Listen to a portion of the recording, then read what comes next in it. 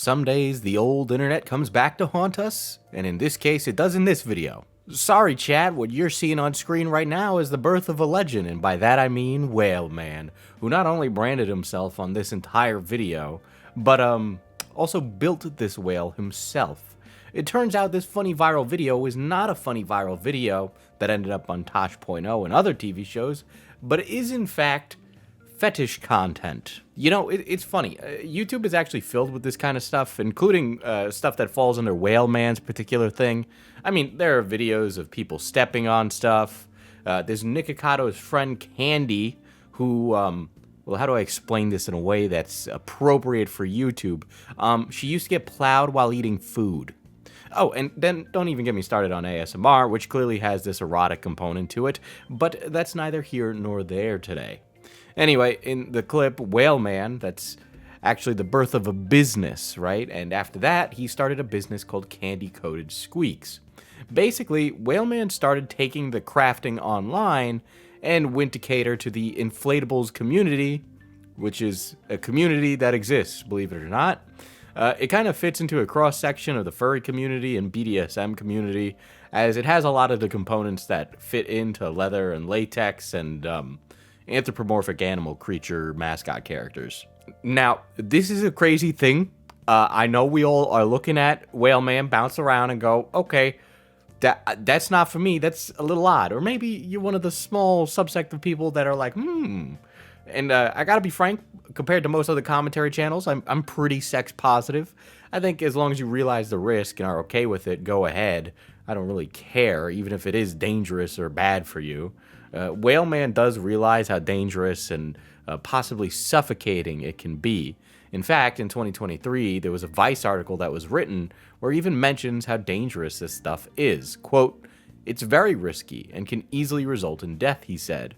But some people get off on that danger. So, you know, like most things in life, it all traces back to when we were young, and in this case, he explains how he popped a stiffy on a beach ball when he was a young lad, which people always say stuff like this, but I don't know about you. I'm not sure I can trace back my freak side back to a set moment in time. I never had that transcendental experience that a lot of these people talk about. I don't really know when or how that happens or how you remember it, but I always find it strange that they always seem to be able to quote a specific moment in time. It goes on to say, quote, "There's a whole aspect of pressure that just felt so good. Like the world's best hug, a very calming effect. I think it's in our nature to feel calm when held tightly. My theory is that it's possible from our time in the womb." Man, you know, for all the things we say about Freud, he sure does spend a lot of time spinning in his grave. But, you know, there's a lot of comparisons to make here with the vinyl inflatable people and the latex and leather people, as the article even mentions. Some people just like the material and find it kind of erotic. Don't get me wrong, Whalan totally gets the comedy that comes with this fetish too, since I'm here and you're here looking. There is a piece of this that is hugely comedic. In a community like that is probably pretty small anyway, there's a social taboo, at least here in the West, with talking about our deviancy. He's done countless safety videos related to things that I've now know about for some reason, and while I can see the fun and convenience of an inflatable couch that has a place where someone can sit on your face, 99% of these things I don't think I would put myself inside in.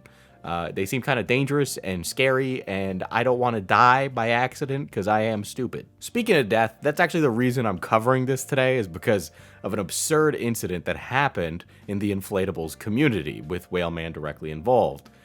The business requires people to handcraft these ginormous plush whales and costumes and stuff, and Whalan ended up publishing a video about one of their crafters dying by, you guessed it, unsafe inflatable pool toy play. What a mouthful that is to read out loud. I think this ended up passing my desk because Vito and Dick Masterson mentioned it, and then Chud Logic covered it. So of course it ended up getting to me via proxy via Twitter. The gist of it is a little vague. It might have been a planned act when you watch the video. This is a skilled inflation fetish participant, and it just seems like maybe, just maybe, he decided to kill himself.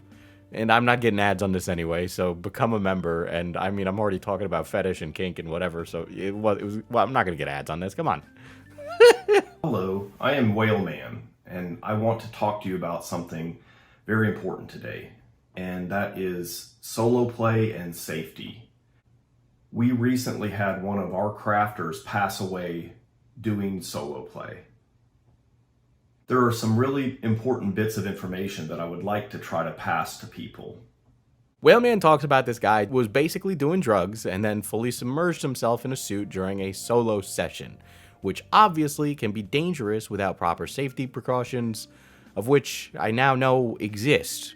Okay, so for example, right, if you have your suit collapse because you're wearing like a suit over your face and it's big and inflated, right, you want to take a box cutter inside the suit with you, which you might think, oh, that's kind of dangerous, but you just retract the blade, right? So if the suit has a catastrophic failure and starts to collapse on you like Springtrap, you can cut yourself out with the box cutter. There's also, of course, as is many BDSM-related things, you make calls for check-ins and safety, and obviously, when you're doing extreme stuff like this, just don't do drugs.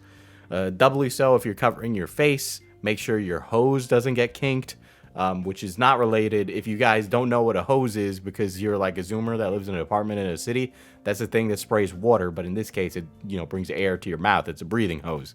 I don't know why I explained it like that. I hope you guys have like a grade school education, but I figured I might as well specify the difference, right?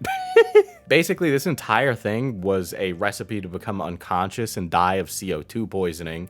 And yeah, that's what happened. It's very sad and very serious. And yes, the comedy isn't lost on me. But clearly, obviously, this is dangerous.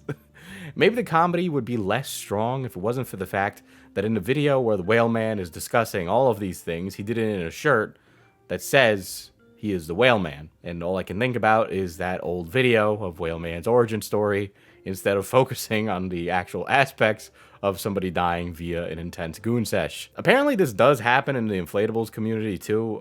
In 2023, they made a video about deaths in the inflatables community.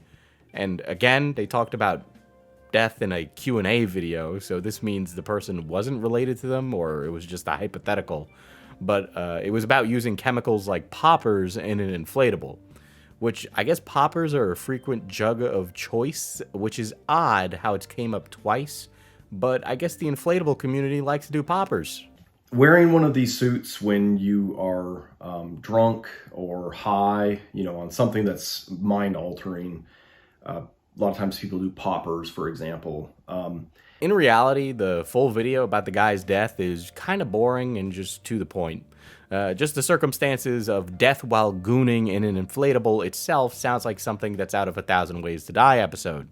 It's a small mix of enclosed spaces, drugs leading to a lack of consciousness, and maybe some deliberate intent to self-harm.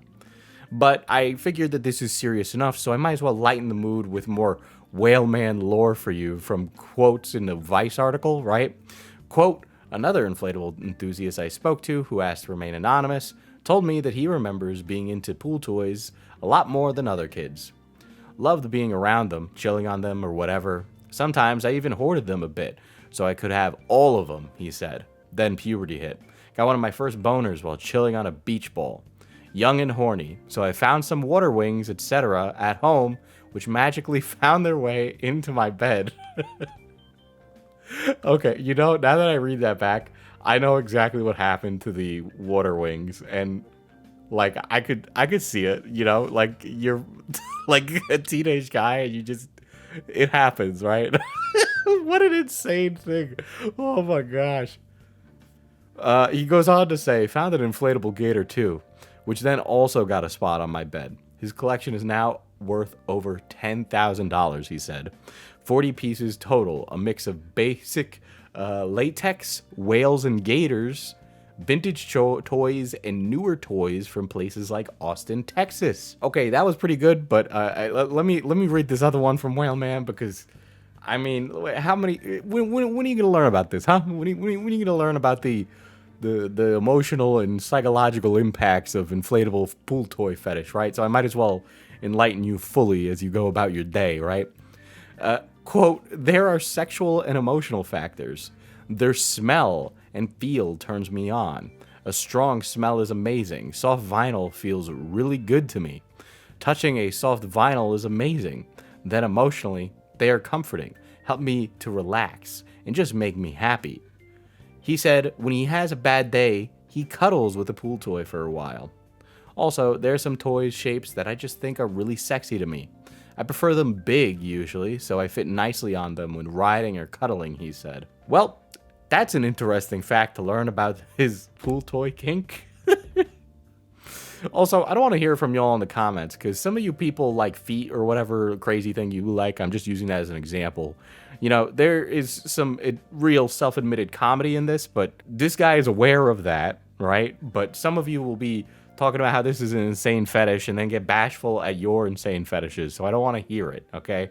I just figured it was kind of a weird story that I showed on stream that required some more context, and I figured the story of a guy going from old school viral video to kink toy maker was interesting, along with the deaths that seem to happen in that community. It's just a unique piece of the internet we don't see. Anyway, make sure to subscribe and hit the bell so I can horrify you more, either on stream or in video. Bye bye!